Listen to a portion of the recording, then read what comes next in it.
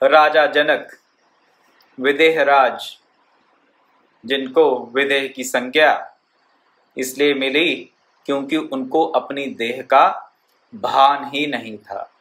देह में रहते हुए भी देह के प्रति उनकी आसक्ति, उनका ममत्व शून्य था। शून्य ममत्व अपने देह में, शून्य आसक्ति अपने देह में होने के कारण देह में रहते हुए भी उनकी संज्ञा विदेह हो गई।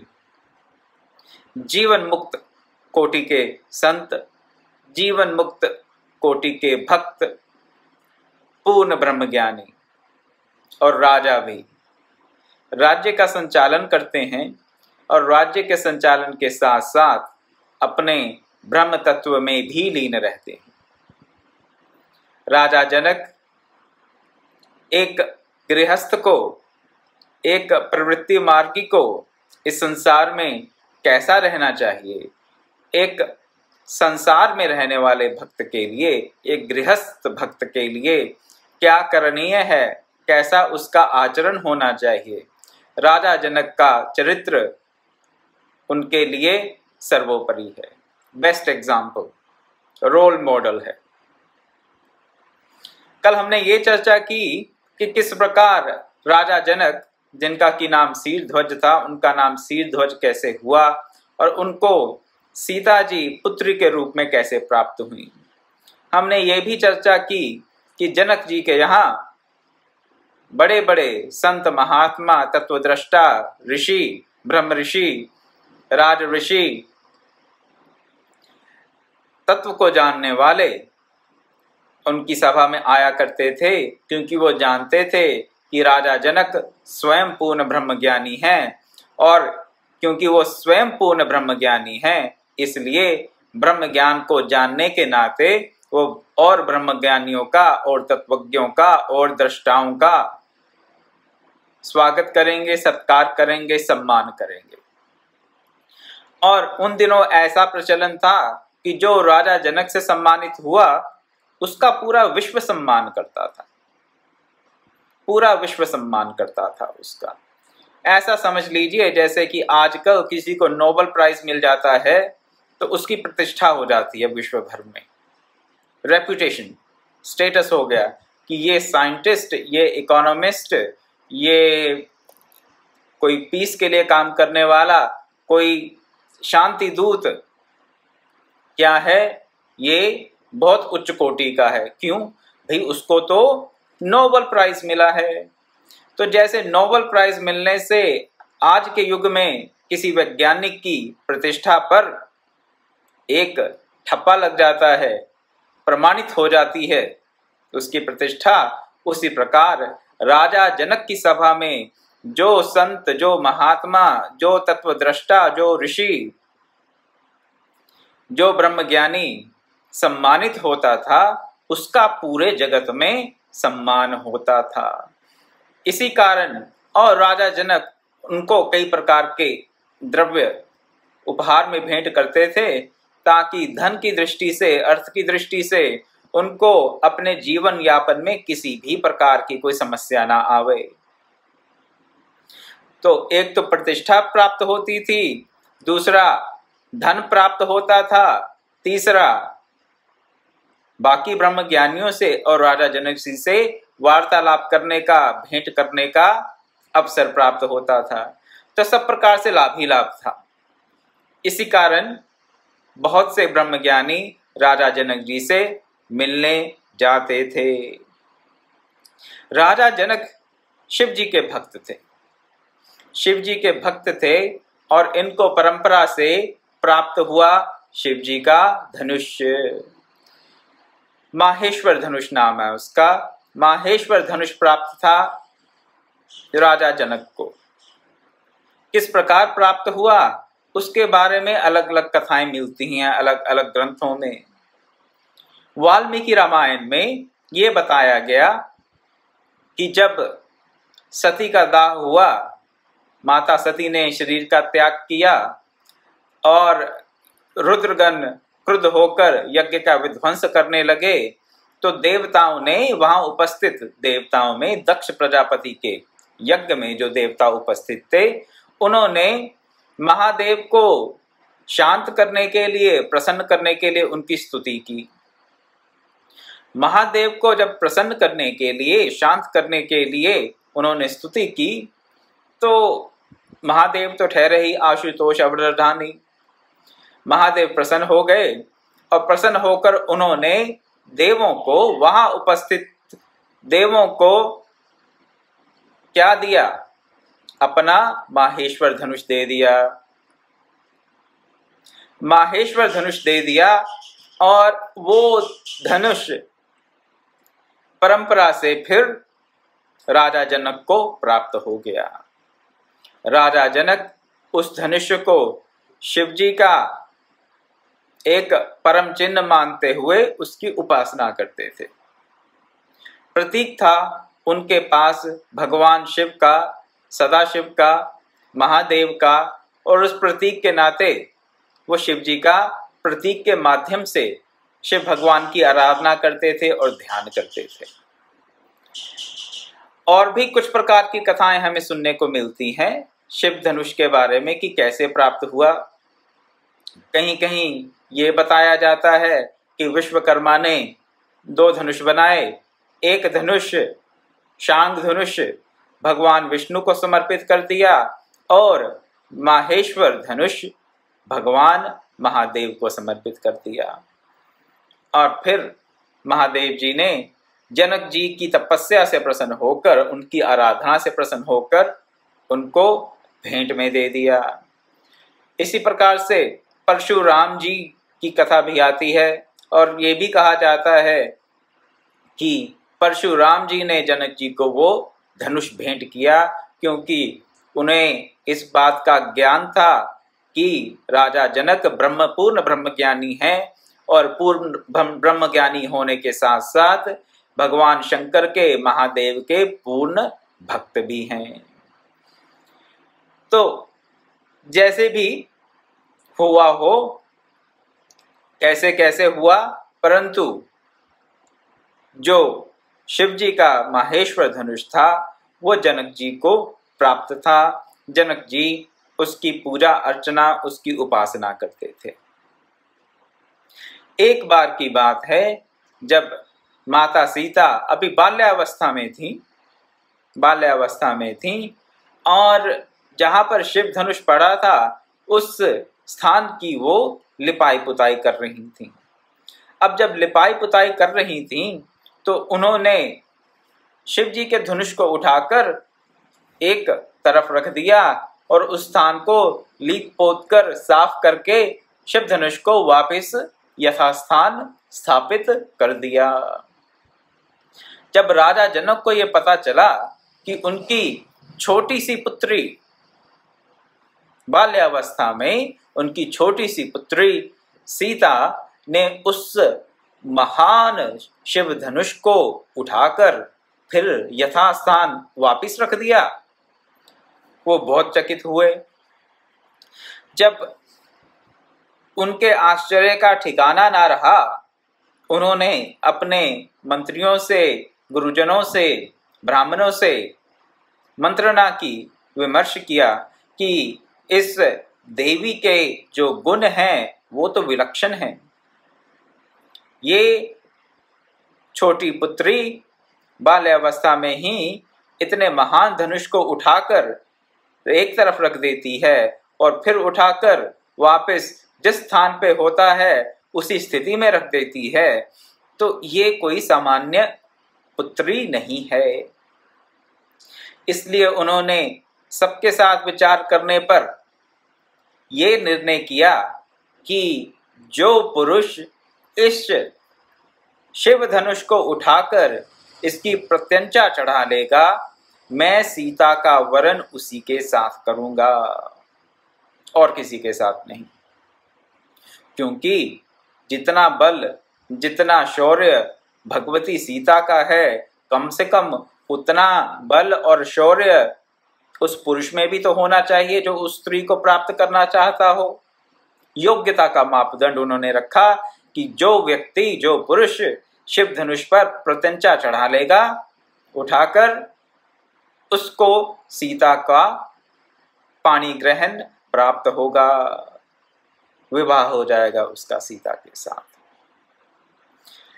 वाल्मीकि रामायण में भी हमें ये देखने को मिलता है कि बहुत समय तक बहुत से राजा जनकपुर आते रहे, मिथिला आते रहे और उस शिव धनुष पर प्रत्यंचा चढ़ाने का प्रयत्न करते रहे, परंतु सब के सब विफल हुए।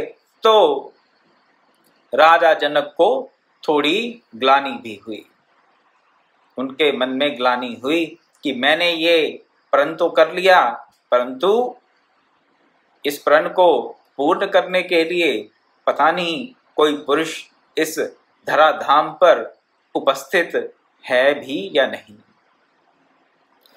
तुलसीकृत रामायण में श्री रामचरितमानस में स्वयंवर की बात आती है कि स्वयंवर हुआ, वहां पर देश देश के राजाओं को बुलाया गया और सभी ने आकर वहां पर अपने शौर्य का परिचय यानी शौर्य के अभाव का परिचय दे दिया, क्योंकि किसी से वह धनुष उठा नहीं।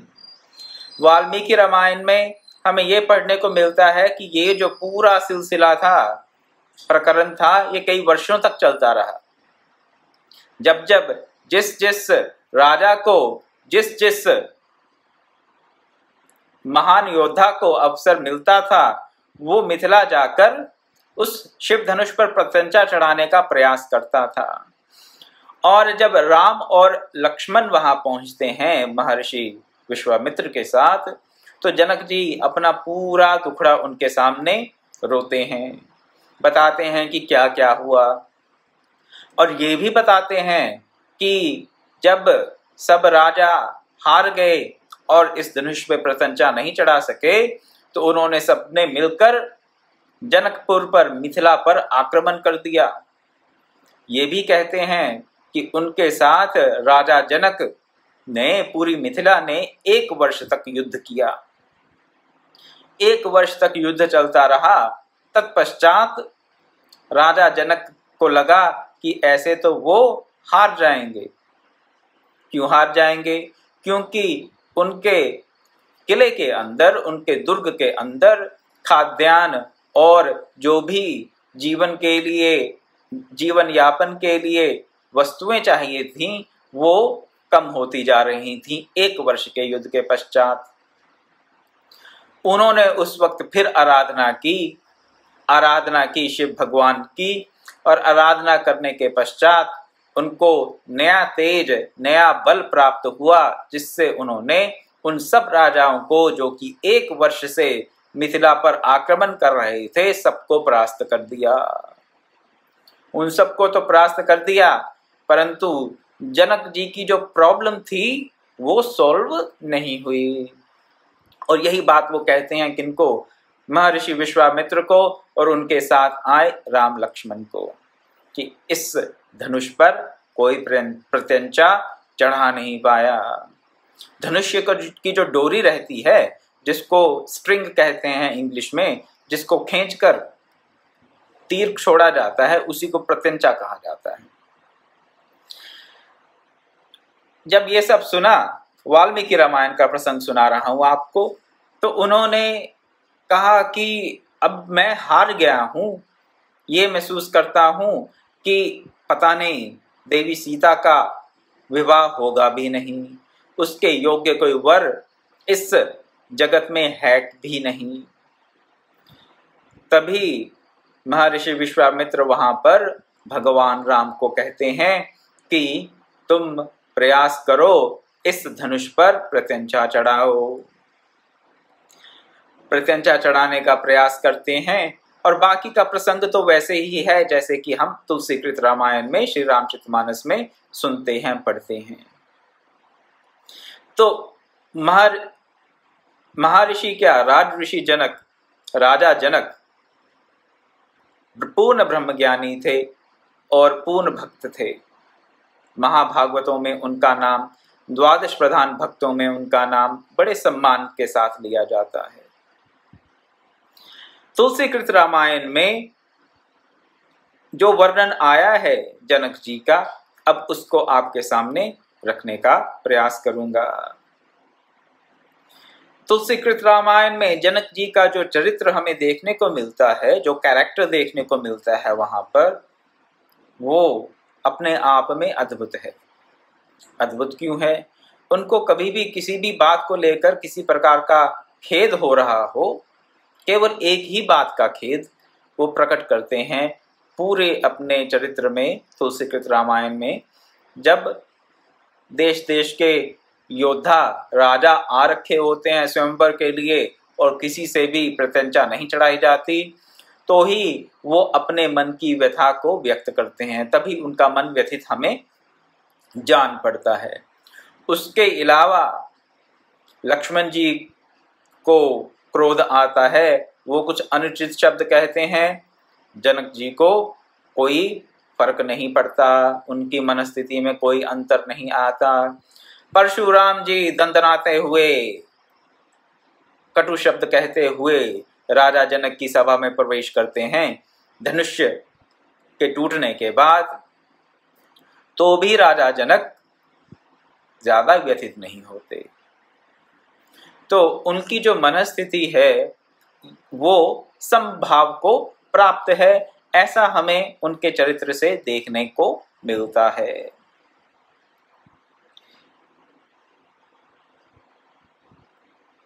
तो जब महर्षि विश्वामित्र और श्री राम और लक्ष्मण पहुंचते हैं मिथिलापुरी में, तुलसीकृत रामायण के अनुसार, श्री रामचरितमानस के अनुसार, राजा जनक जाते हैं अपने जो उनके गुरु हैं शतानंद जी, राजपुरोहित हैं, और अन्य ब्राह्मणों और मंत्रीगणों के साथ वो विश्वामित्र जी के स्वागत सत्कार के लिए जहां वो ठहरे होते हैं, एक अमराई में, एक आम के बगीचे में, वहां पहुंचते हैं।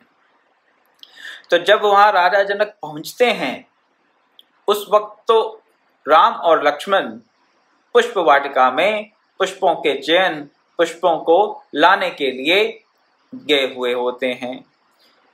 महर्षि विश्वामित्र को अपनी पूजा के लिए थोड़े पुष्प चाहिए और उसके लिए वो उस वक्त अमराई में महर्षि विश्वामित्र के पास उपस्थित नहीं होते, और उसी समय राजा जनक अपने मंत्रीगणों, अपने गुरु शतानंद और अन्य ब्राह्मणों के साथ वहां पर महर्षि विश्वामित्र के स्वागत सत्कार में उपस्थित होते हैं। इतने में भगवान राम और लक्ष्मण पुष्प वाटिका से पुष्प लेकर वापिस आते हैं, और राजा जनक की जब उन पर दृष्टि पड़ती है तो क्या कहते हैं? मूर्ति मधुर मनोहर देखी, भयउ विदेह विदेह विसेखी। मनोहर मूर्ति को, श्री राम जी के रूप को देखकर क्या होता है? विदेह जो हैं, जिनका नाम ही विदेह है, वो विशेष रूप से विदेह हो जाते हैं। ब्रह्म जो निगम नेति कही गावा, उभय वेश धरी की सोयावा। सहज विराग रूप मन मोरा, थकित होत जिमी चंद चकोरा। इन्हीं विलोकत अति अनुरागा, बरबस ब्रह्म सुख ही मन त्यागा। श्री जनक जी के वचन, तुलसीदास जी क्या वचन कहला रहे हैं श्री जनक जी से? कह रहे हैं कि जो ब्रह्म वेदों में नेति नेति से वर्णित है, ये नेति नेति क्या है? ना इति, इतना ही नहीं, इतना ही नहीं। क्या ब्रह्म की व्याख्या करते हुए कभी इति नहीं होती कि ब्रह्म इतना ही है। ब्रह्म की व्याख्या करते रहें पर भी पूर्ण रूप से, समग्र रूप से उस ब्रह्म को आप वाणी से, आप शब्दों से पकड़ नहीं सकते, व्यक्त नहीं कर सकते पूर्ण रूप से। जो अव्यक्त है, जो अव्यक्त है, उसको वाणी से, शब्दों से व्यक्त पूर्ण रूप से नहीं किया जा सकता, ऐसा सिद्धांत है। आंशिक रूप से किया जा सकता है, कंप्लीट एक्सप्रेशन नहीं हो सकता ब्रह्म का, but partial expression is possible. तो जो पार्शियल एक्सप्रेशन है वो पूर्ण ब्रह्म का कैसे हमें ज्ञान करा सकता है? नहीं करा सकता, केवल संकेत मात्र कह सकता है। तो यहाँ पर राजा जनक भगवान श्री राम और लक्ष्मण को देखकर क्या कहते हैं कि वेदों ने जिस ब्रह्म को नेति नेति कहकर गाया है, क्या वही ब्रह्म राम और लक्ष्मण के दो रूप धारण करके यहाँ आया है? ये प्रश्न करते हैं विश्वामित्र जी से। सहज विराग रूप मन मोरा, थकित होत जिमी चंद चकोरा। ये साथ में ये भी कहते हैं कि मेरा जो मन है वो तो सहज वैराग्यवान है, मेरा मन वैराग्यवान है, मेरे मन में किसी प्रकार का राग नहीं है, सहज रूप से। उसके लिए उनको कोई प्रयास नहीं करना पड़ता। सहज विराग रूप मन मोरा। सहज विराग किसको प्राप्त है? जो जीवन मुक्त होता है उसी को ही सहज वैराग्य प्राप्त होता है। जो जीवन मुक्त अवस्था को प्राप्त नहीं है उसको तो वैराग्य के लिए प्रयत्न करना पड़ता है, वैराग्य के लिए साधना करनी पड़ती है। वैराग्य साधन है, साधना है, वैराग्य की साधना करते हैं साधक। लेकिन जो सिद्ध हैं, जो जीवन मुक्त हैं, उनको वैराग्य सहज प्राप्त है। ये अंतर है एक साधक में और एक सिद्ध में, एक जीवन मुक्त में और एक बद्ध जीव में। बद्ध जीव सहजता से क्या होता है? सहजता से उसके मन में अनुरक्ति होती है। किसमें? इस सांसारिक जगत के पद पदार्थों में, व्यक्तियों में सहज हो जाती है अनुरक्ति। एक बद्ध जीव को जैसे इस संसार के पद पदार्थों में अनुरक्ति करने के लिए कोई प्रयास नहीं करना पड़ता, अपने आप हो जाती है, उसी प्रकार एक जीवन मुक्त अवस्था का जो संत है, एक पूर्ण प्रज्ञ पुरुष है, एक ब्रह्म ज्ञानी है, एक जो पूर्ण भक्त है, उसके मन में वैराग्य सहज होता है। सहज विराग रूप मन मोरा, थकित होत जिमि चंद चकोरा। जनक जी को यह आश्चर्य हो रहा है कि मेरा मन तो सहज रूप से ही वैराग्यवान है, परंतु इन दोनों को देखकर कैसे हो रहा है? जैसे चंद्रमा को जब चकोर देखता है तो एक टकी लगाकर देखता ही रहता है, एक टक लगाकर चंद्रमा का जैसे चकोर देखता रहता है, उसी प्रकार से जनक जी कह रहे हैं कि मेरी भी दृष्टि इनके मुखमंडल से हट नहीं रही। इन्हीं बिलोकत अति अनुरागा, बरबस ब्रह्म सुखई मन भागा। मन त्यागा। इनको देखकर अति अनुराग, अनुराग नहीं अति अनुराग कह रहे। अति अनुराग किसके मन में उत्पन्न हो रहा है? जो कि सहज वैराग्यवान है। राजा जनक सहज वैराग्यवान हैं, ब्रह्मज्ञानी हैं, ब्रह्म में पूर्ण रूप से प्रतिष्ठित हैं, और ऐसे महापुरुष को क्या अनुभव हो रहा है? अति अनुराग। सहज वैराग्यवान के मन में अति अनुराग उत्पन्न होना, एक ब्रह्म ज्ञानी पूर्ण प्रज्ञ पुरुष के मन में अति अनुराग उत्पन्न होना, अनुराग ही नहीं अति अनुराग, ये किसका लक्षण हो सकता है? क्या एक ब्रह्मज्ञानी को किसी प्रकार के सांसारिक रूप, सांसारिक सौंदर्य के प्रति अनुराग हो सकता है? नहीं।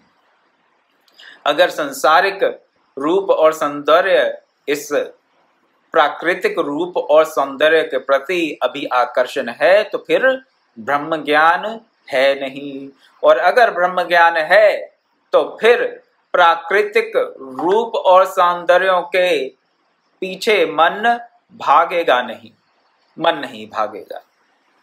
ये सिद्धांत है। और जब राजा जनक जो जानते हैं अपने आप को कि मेरा मन तो वैराग्यवान है, और इस समय इनके रूप को देखकर, श्री राम और लक्ष्मण के रूप को देखकर अति अनुराग उत्पन्न हो रहा है। और उस अति अनुराग के चलते क्या हो रहा है? बरबस ब्रह्म सुख ही मन त्यागा। बरबस, बरबस यानी कि विवश होकर, फोर्सिबली क्या हो रहा है? विवश होकर क्या हो रहा है? ब्रह्म सुख को मन ने त्याग दिया। बातें तो बड़ी सिंपल सीधी सीधी लगती हैं, लेकिन इनमें भक्ति मार्ग के गूढ़ सिद्धांत छुपे हुए हैं। गूढ़ सिद्धांत।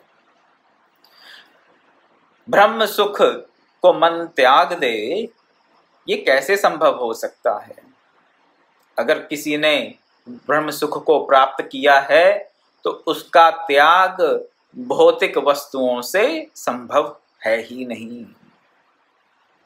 ब्रह्म सुख को भौतिक वस्तुओं से, प्राकृतिक सौंदर्य से नहीं त्यागा जा सकता, क्योंकि प्राकृतिक सौंदर्य तो अत्यंत तुच्छ जान पड़ता है ब्रह्म सुख के आगे।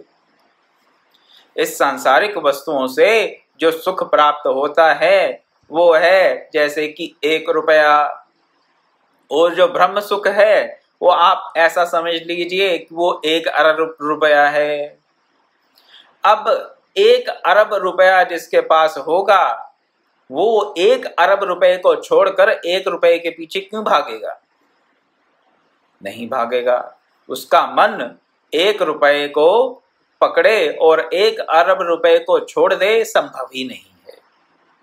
तो इसी प्रकार से आप समझ लें कि जिस व्यक्ति को, जिस महापुरुष को ब्रह्म सुख प्राप्त है, वो प्राकृतिक सौंदर्य से, इस भौतिक सौंदर्य से, रूप से मोहित होकर ब्रह्म सुख को त्याग दे, ये संभव हो नहीं सकता। तो ब्रह्म सुख को भी कौन त्याग सकता है? ब्रह्म सुख को वो त्याग सकता है जिसको उस परम प्रकाशक का, उस परम पिता परमात्मा का, भगवान का रूप सौंदर्य का दर्शन हो। तो सगुण भगवान, सगुण कैसे? मायिक गुणों से नहीं, मायातीत गुणों से युक्त होकर भगवान जब दर्शन देते हैं तो उसके आगे जो ब्रह्म सुख है वो तुच्छ जान पड़ता है। अब आप कहेंगे कि कुछ मतों में तो ये बताया जाता है, कुछ पंथों में, कुछ संप्रदायों में, कि ब्रह्म सुख ही सर्वोत्तम है। हाँ, अगर उसी परिपाटी पे चलते रहें जहां से आगे ब्रह्म सुख के आगे किसी और सुख का अनुभव ना हुआ हो तो ब्रह्म सुख ही सर्वोत्तम है। कैसे? जैसे कि अगर आपने 10 अलग अलग नगर देखे हैं, 10 अलग अलग नगर देखे हैं, और उनमें से आपसे कोई पूछे कि सबसे उत्तम, सर्वोत्तम नगर कौन सा है, तो आप उन 10 नगरों में से ही जो आपको सबसे अच्छा लगा होगा उसी का नाम बताएंगे। परंतु अगर किसी और व्यक्ति ने 20 या 50 नगर देखे हैं और उनमें से 40 ऐसे होंगे जो मैंने नहीं देखे, मान लीजिए अगर मैंने 10 ही देखे हैं, तो जिसने 50 नगर देखे हैं वो तो उन 50 में से ही सर्वोत्तम नगर बताएगा। तो ब्रह्म सुख सर्वोत्तम वही कह सकता है जिसने ब्रह्म सुख से आगे उस सगुण साकार परमात्मा के साथ किसी प्रकार के संबंध का अनुभव ना किया हो। और जिस समय, जिस घड़ी, जिस क्षण उस सगुण साकार परमात्मा के साथ प्रेम का संबंध स्थापित हो जाता है तो वही दशा होती है जो यहाँ पर महाराज जनक की हो रही है। क्या? बरबस ब्रह्म सुख ही मन त्यागा। बरबस विवशता से ब्रह्म सुख का त्याग कर देता है मन। क्यों? क्योंकि ब्रह्म सुख में वो बात नहीं बनती जो एक प्रेम के संबंध से सगुण साकार प्रभु के साथ जो एक प्रेम का संबंध, भक्ति का संबंध स्थापित हो जाता है, जो आनंद वहां पर है वो ब्रह्म सुख में प्राप्त हो नहीं सकता। मैं ब्रह्म सुख का यहाँ पर खंडन नहीं कर रहा। ब्रह्म सुख को प्राप्त करना के लिए एक व्यक्ति को ब्रह्मज्ञानी होना पड़ेगा।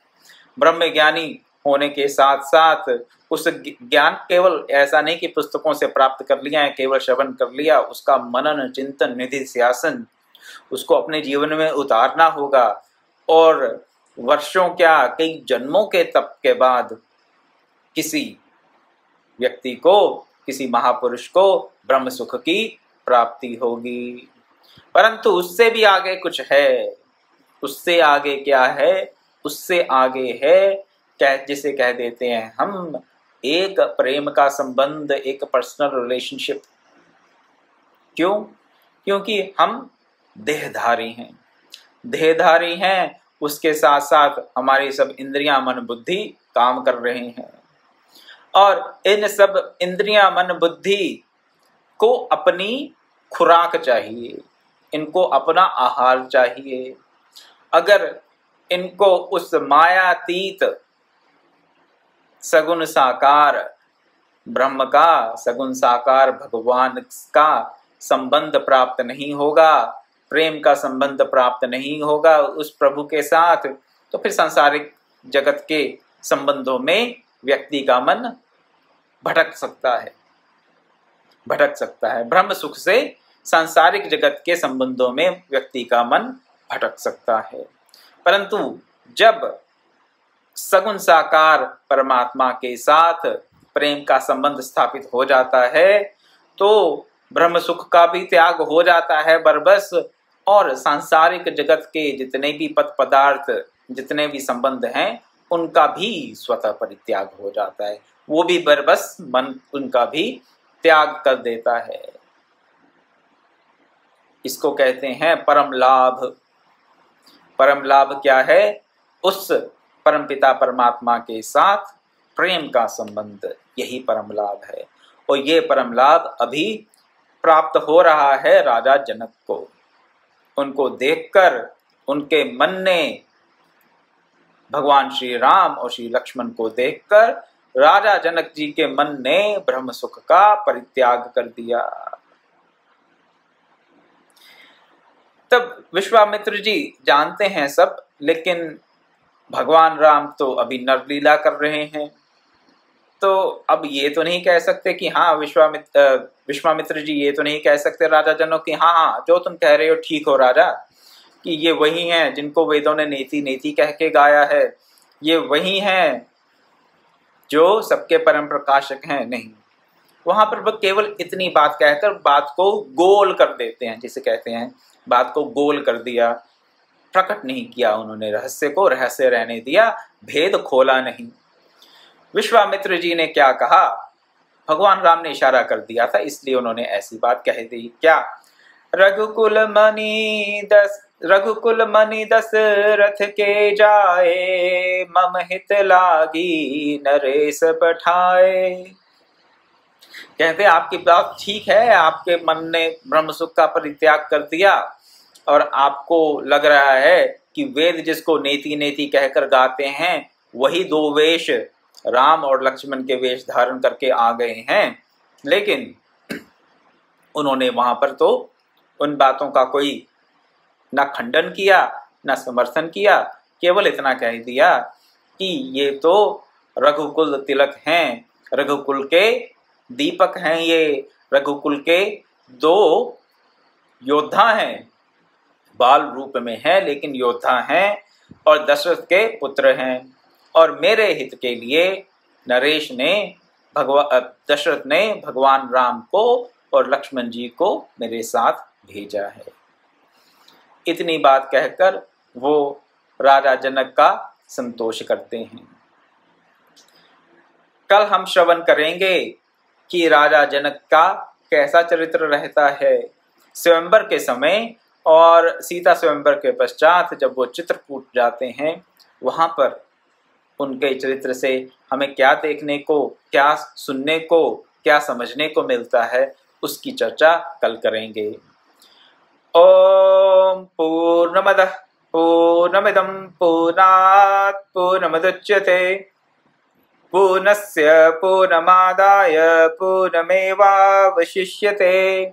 ओम शांति शांति शांति। हरि ओम तत्सत्।